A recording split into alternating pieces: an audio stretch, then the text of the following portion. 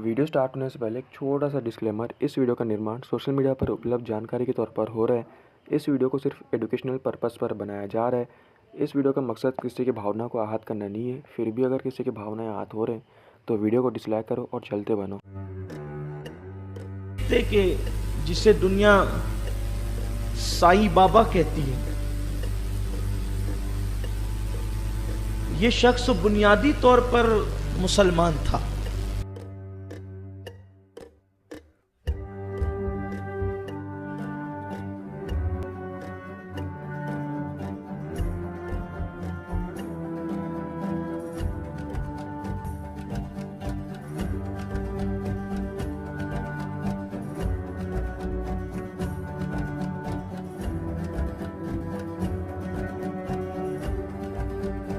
हिंदुओं का शोषण हो रहा है। देखना आप, आने वाले कुछ समय के बाद हिंदू धर्म दो भागों में बंट रहा है। आज मैं उद्घोषणा कर रहा हूं, ये बहुत बड़ी भविष्यवाणी है। इन दोनों के बीच में गहरा संघर्ष चलेगा और इन दोनों के बंटवारे में, इन दोनों की लड़ाइयों में दूसरे धर्म के लोग हावी हो जाएंगे। वे अपना रास्ता तय कर लेंगे और इस प्रकार उनका षड्यंत्र सफल हो जाएगा। आगे जाकर के अब दो प्रकार के हिंदू आपको देखने को मिलेंगे। हिंदू धर्म दो भागों में बटेगा, एक साई भक्त हिंदू, दूसरे सनातनी हिंदू। दो प्रकार के हिंदू आपको देखने को मिलेंगे। एक वे जो साईं बाबा को मानते हैं, दूसरे वे जो साईं बाबा को नहीं मानते हैं। कई सारे हिंदू पंडित पुजारी हैं, कई सारे हिंदू संत महात्मा हैं, नहीं है, वे भी शिरडी के साईं बाबा के वहां पर जाते हैं और उनको मानते हैं और उनके मंदिर बनाते हैं और उनकी पूजा करते हैं। उनको पता नहीं कि राम का इतिहास है, कृष्ण का इतिहास है, बजरंग बली का इतिहास है, महाभारत का इतिहास है, रामायण का इतिहास है, देवी देवताओं का इतिहास है। इनका कोई इतिहास नहीं। ये हिंदू नहीं, ये साधक नहीं।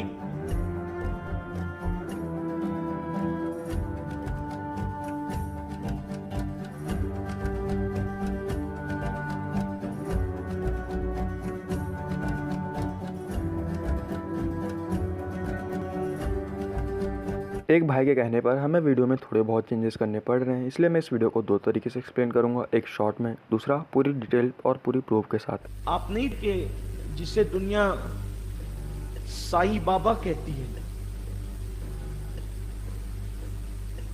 ये शख्स बुनियादी तौर पर मुसलमान था और वो हजरत वारिस पाक के मुआसरीन में से, हजरत वारिस पाक के हम असर हैं वो, जिसे दुनिया साईं बाबा कहती। वो उनका दौर, वारिस पाक का दौर, बाबा ताजुद्दीन नागपुरी अलैहि रहमा का दौर, ये सब एक दौर के लोग हैं।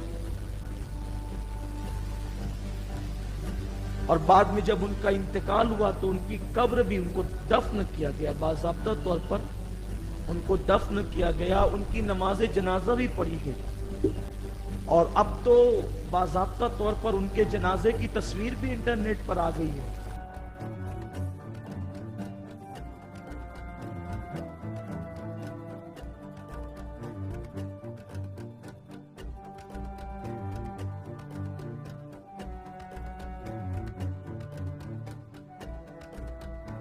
चोर चांद मियां कब्बा एक अफगानिस्तानी पिंडारी जो कि चोरी चकारी, बच्चियों का अपहरण करके उनके साथ दुष्कर्म करना, लोगों को मार देना, उनके धन संपत्ति को छीन लेना और डकैती करना इसके अहम कार्य हुआ करते थे। अब इससे परेशान होकर अंग्रेज की पुलिस इसे ढूंढने लगी और ये अपने आप को बचाने के लिए एक वैश्या के घर में छुप जाता है।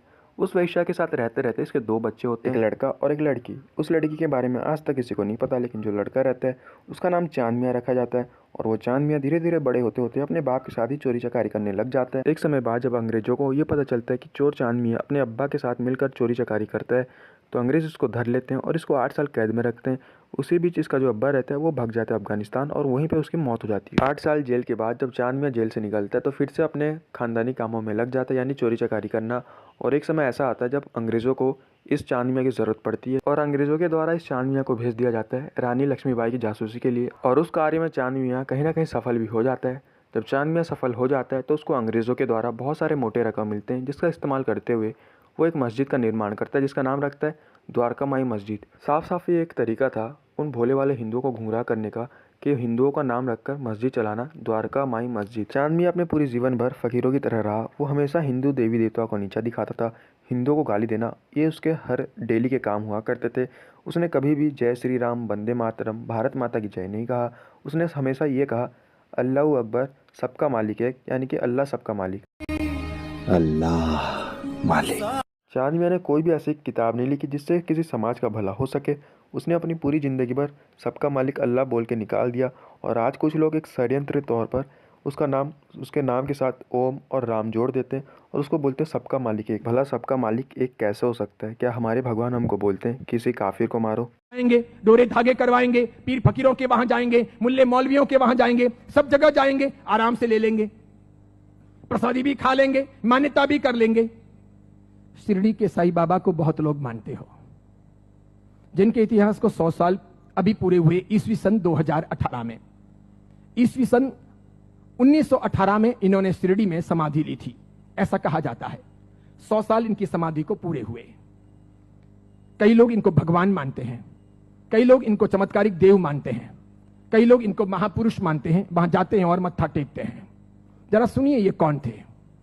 मेरा दावा है, हिंदू हो या जैन हो, जो इनको मानते हैं उन 100 में से 99 लोगों को भी ये पता नहीं है कि ये कौन थे। 99 लोगों को भी ये पता नहीं है कि ये कौन थे, कौन है, इन्हें क्यों लाया गया, ये 99 को पता नहीं। बेवकूफी की पराकाष्ठा देखो, जब पता नहीं और मानते हैं, पता नहीं और स्वीकार करते हैं, पता नहीं और पूछते हैं। बहरुद्दीन पिंडारी नाम का एक व्यक्ति था। ये अफगान से यहां आया था। ये पिंडारी जाति का था। ये मैं तब की बात कर रहा हूं जब औरंगजेब का खात्मा हो चुका था और मुगल साम्राज्य समाप्ति की ओर आगे बढ़ रहा था। धीरे धीरे मराठाओं ने अपना वर्चस्व जमा लिया था और वे हिंदू साम्राज्य की स्थापना के लिए बहुत मजबूती के साथ में आगे बढ़ चले थे। भारत के अंदर, भारतवर्ष के अंदर, अखंड हिंदुस्तान में जोरदार हिंदुत्व साम्राज्य का, हिंदू साम्राज्य का विस्तार होने जा रहा था। ये मैं तब की बात करता हूं। ये पिंडारी लोग लुटेरे हुआ करते थे। ये पूरी अफगान की जाति लूटने फाटने के लिए यहां पर आई थी। मुगलों के काल के अंदर इसने अच्छी खासी मात्रा में जगह जगह लूटपाट की थी। हिंदुओं को टारगेट बनाना, उन्हें लूटना, उनके पैसों को छीनना, उनकी बहन बेटियों को छेड़ना और पसंद आ जाए तो उनकी बहन बेटियों को उठा लेना, ऐसे इनके कर्तव्य हुआ करते थे। 1838 में इस बहरुद्दीन का माफ कीजिएगा, 1838 में इस बहरुद्दीन का जन्म हुआ और यह आगे बढ़ा। उसके बाद में एक फिल्म आई, वो हिंदी फिल्म थी। उस फिल्म को जगह जगह पर दिखाया गया षड्यंत्र के आधार पर। फिल्म में यह बताया गया, औरंगजेब के मरने के बाद पहली बार जब बोलने वाली फिल्में आई, पहली बार जब फिल्म आगे बढ़ी, वो ब्लैक एंड व्हाइट मूवी, जब फिल्मों का जमाना आया, तब यह बताया गया कि ये बहरुद्दीन पिंडारी तो बहुत अच्छा आदमी, बहुत अच्छा आदमी, और ये पिंडारी जाति के लोग तो देशभक्त हैं, देशद्रोही नहीं, ऐसा बताया गया। बावजूद इसके इस बहरुद्दीन ने जगह जगह डकैतियां करना, लूटना फाटना जारी रखा। बड़ी मात्रा में लोगों को तहस नहस करता रहा। इसने अपनी जिंदगी में कई सारी हिंदू महिलाओं के, कन्याओं के बलात्कार किए, कितना ही सारा नुकसान पहुंचाया। अंततः जब धीरे धीरे मराठा साम्राज्यों के सामने, उधर झांसी की रानी, झांसी के अंदर लक्ष्मीबाई लोहा ले रही थी, उस वक्त अंग्रेजों का आगमन हुआ। अंग्रेजों को यह बहरुद्दीन बहुत नागवार गुजरा। इन्होंने जैसे तैसे करके इस बहरुद्दीन को भगाने के लिए, पकड़ने के लिए खूब कोशिशें की। यह बहरुद्दीन बेस बदल करके भागता हुआ अहमदनगर आया, जिसे नगर कहा जाता है, महाराष्ट्र का बहुत बड़ा एक शहर है। अहमदनगर आया और सुनिए, इतिहास ये कहता है कि यह बहरुद्दीन पिंडारी अहमदनगर के अंदर एक वेश्या के घर रहा। उस वेश्या को अपना बना करके उसने वहीं पर अपना आशियाना बना लिया वेश्या के साथ। आगे जाकर उसने शादी की या नहीं की, इसका कोई सबूत नहीं। वेश्या के साथ रहते रहते 2 संतानों का जन्म हुआ। एक था लड़का जिसका नाम रखा गया चांद मियां। बहरुद्दीन ने अपने बेटे का नाम रखा चांद मियां। थोड़ा बड़ा हो जाने के बाद में बिना पढ़ाई लिखाए इस चांद मियां को अपनी डकैतियों में जासूसी के तौर पर बहरुद्दीन पिंडारी ने उपयोग करना प्रारंभ किया। जगह जगह ये चांद मियां, छोटा सा बालक, एक चद्दर लेकर के भिखारी के तौर पर फटे पुराने कपड़े पहन करके अलग अलग जगह पर बैठता, बाजारों में बैठता, आए गए माल की वगैरह बातमियां लेता, किसके घर में क्या आ रहा है जा रहा है ऐसी कोशिशें करता, और समय समय पर कभी दिन में, 2 दिन में, 5 दिन में, 10 दिन में अपने पिताजी को, बहरुद्दीन को समाचार पहुंचाता कि आज इस घर में इतना माल आ रहा है या यहां इतना सामान आया है। और इस प्रकार डकैतियों का मामला आगे बढ़ता कि यहां कोई सुरक्षा के प्रबंध नहीं होते हैं, कोई पहरेदार नहीं होते हैं, ये चीज चलती रहती। अंततः परेशान होकर शंकाओं के आधार पर अंग्रेजों ने बहरुद्दीन को तो भगाया, आगे जाकर वो अफगान चला गया, उसकी मौत भी हो गई। चांद मियां उसका बेटा छिप छिप करके रहने लगा, बड़ा होता गया। एक दिन अंग्रेजों ने उसे पकड़ा, जेल की सलाखाओं के पीछे डाला। 8 साल तक ये चांद मियां जेल में रहा, अंततः ये छूटा। मराठा ताकत के साथ में अंग्रेजों का मुकाबला कर रहे थे।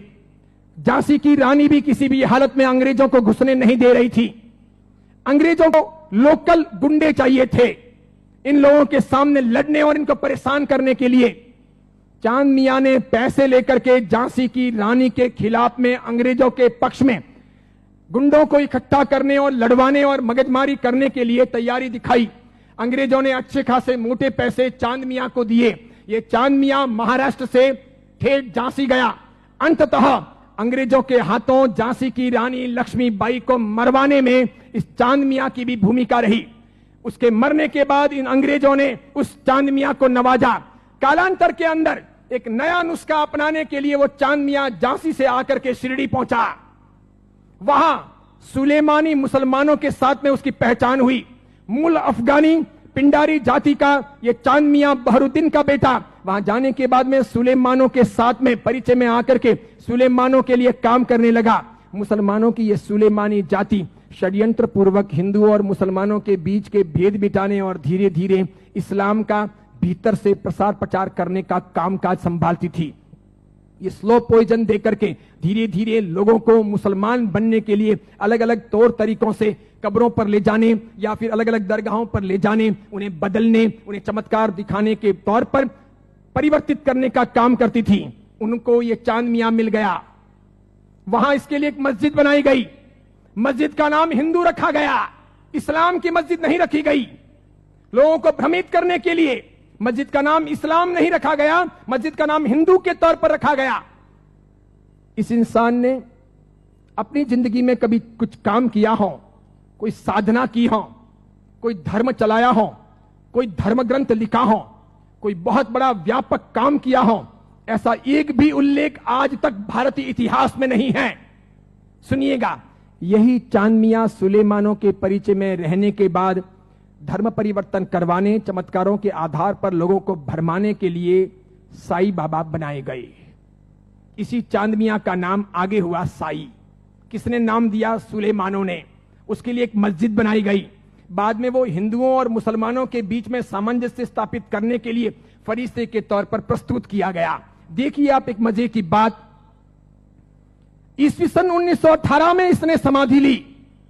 उसके पहले फिल्में जब आती थी तब हिंदुओं और मुसलमानों के बीच का बहुत बड़ा भेद था, बहुत भेद। हिंदू मुसलमानों को पसंद नहीं करते थे भारत में, और मुसलमान हिंदुओं को पसंद नहीं करते थे। मुसलमानों को ईश्वर के नाम से बहुत एलर्जी थी, हिंदुओं को अल्लाह के नाम से बहुत एलर्जी थी। अगर आप थोड़े बहुत भी अपने प्राचीन काल में जाएं, मेरे जमाने के आसपास पहुंचे, ईस्वी सन 60 और 70 के दशक में पहुंचे, ईस्वी सन 1960 1970, और तब के जमाने में जितनी फिल्में आई तो फिल्मों में कहीं ना कहीं अल्लाह लाने पड़ते थे या फिर ईश्वर लाने पड़ते थे। बिना उनके काम चलता नहीं था। इन फिल्मों के आधार पर ही फिल्में हिट होती थी, फिल्में चलती थी। उस समय मात्र लटके मटके लेना, कमर को नचाना, ठुमके लेना और उससे फिल्म चल जाएगी, ऐसा होता नहीं था। उस जमाने का जमाना ऐसा था नहीं कि आज की हीरोइनें चल जाएं, थोड़े बहुत लटके मटके लें और फिल्म रातों रात कम कपड़ों के आधार पर फेमस हो जाएं, ऐसा था नहीं। उस जमाने का कल्चर ऐसा था कि कहीं ना कहीं रिलीजियन, धर्म बीच में लाना पड़े। अल्लाह लाओ तो हिंदू नहीं देखेंगे, ईश्वर लाओ तो मुसलमान ऐतराज करेंगे। और देखो मजे की बात, अधिकांश प्रौढ़ी मुसलमान थे। अधिकांश पाकिस्तान से, सिंध से, पंजाब से और कश्मीर से आए हुए हीरो और हीरोइन ये भी मुसलमान थे। लेकिन नौबत ये थी कि ये मुसलमान हिंदुस्तान के बाजार में अपने असली नाम से चल नहीं सकते, और इसलिए दिलीप कुमार मुसलमान, उसको अपना नाम बदलना पड़ा। मीना कुमारी मुसलमान, उसको अपना नाम बदलना पड़ा। सुरैया देवानंद से शादी करना चाहती थी, लेकिन मुसलमान होने के नाते स्वीकार नहीं किया गया। पिता ने अनुमति नहीं दी कि हिंदू के साथ शादी नहीं हो सकती, उसे भी अपने नाम बदलने पड़े।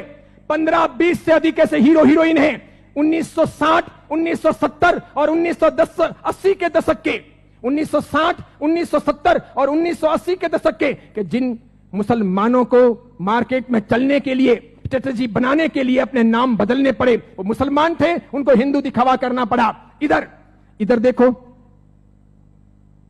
जावेद अख्तर हो, सलीम खान हो, नौसाद हो और महमूद खान हो, ये सभी ऐसे प्रोड्यूसर थे जो जन्म से मुसलमान थे, इरादे से मुसलमान थे, हैं भी। इसके सिवाय अन्य आए और इन लोगों को अपनी फिल्में चलानी थी।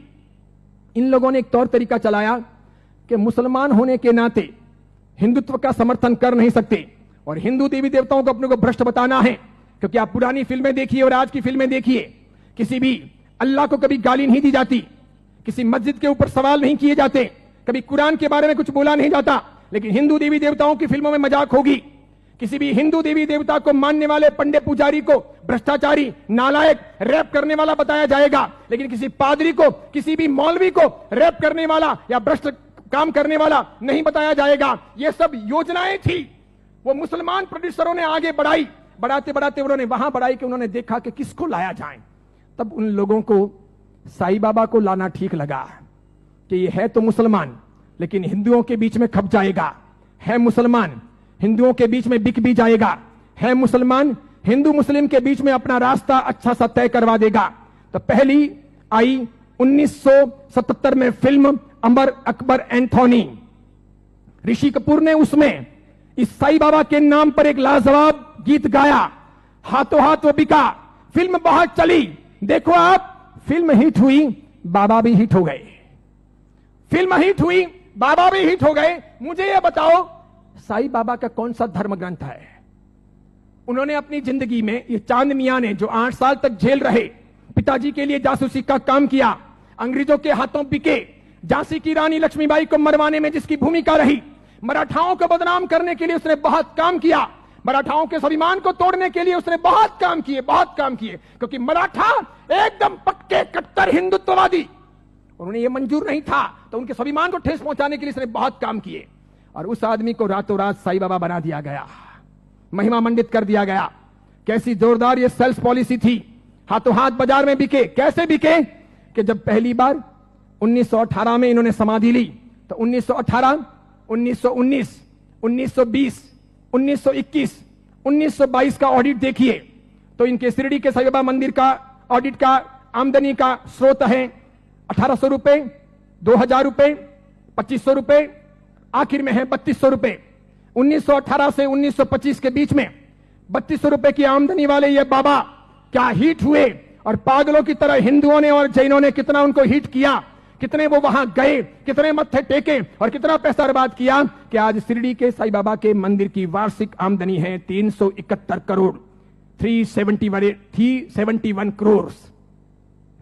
वहां मुसलमान जाने वाले 5% भी नहीं, वहां जाने वाले मुसलमान 5% भी नहीं, और जाने वाले हिंदू और जैन 95%, पैसे खर्च करने वाले अधिकांश 95%। मुझे बताइए, हिंदू धर्म के कौन से ग्रंथ में इनके बारे में क्या लिखा है?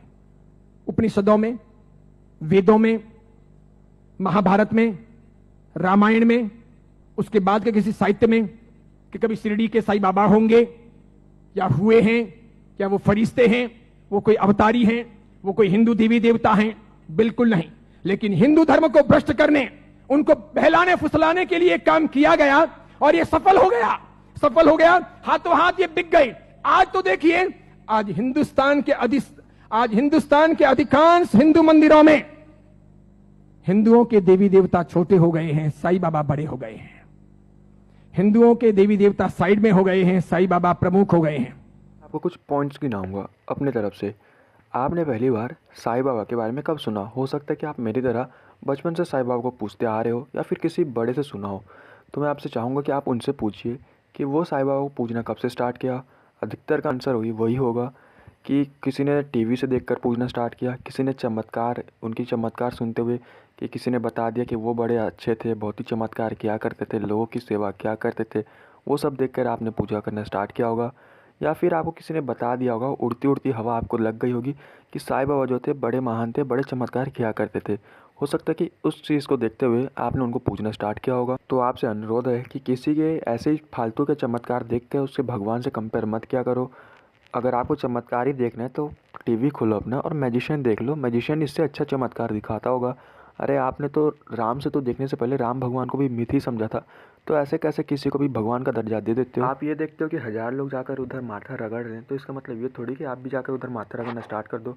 अरे जरा एक बार साई सच्चरित्र पढ़ो, अगर आपसे नहीं हो पाता तो मैं आपको एक वीडियो की लिंक दे रहा हूँ। चैनल का नाम है अरिहंत आर्य। ये भाई ने बहुत अच्छी तरीके से साई सच्चरित्र को एक्सपोज किया है, तो उनकी एक बार वीडियो देख लो। हो सकता है कि आपके मन में जो डाउट है वो पूरी तरीके से हट जाए। अगर आपने साई सीरियल देखा होगा या फिर उसकी कोई मूवी देखी होगी, तो आपने नोटिस किया होगा कि हमेशा सबका मालिक अल्लाह अल्लाह किया करता था। अगर आपने नहीं देखा तो एक बार वीडियो देख लो, हो सकता है कि आपको पता चल जाए कि वो हमेशा क्या बोलता था, और उसके लास्ट में बोल दिया करता था कि सबका मालिक एक। अब कुछ लोग ये भी कह देते हैं कि साईं बाबा दूसरे की बीमारी को ठीक कर सकता था। अरे भाई, जो खुद खास कर टपक गया हो, वो भला किसी और की बीमारी कैसे ठीक कर पाएगा। एक भाई का सवाल था कि आखिर सभी लोग इसी के पीछे क्यों पड़े।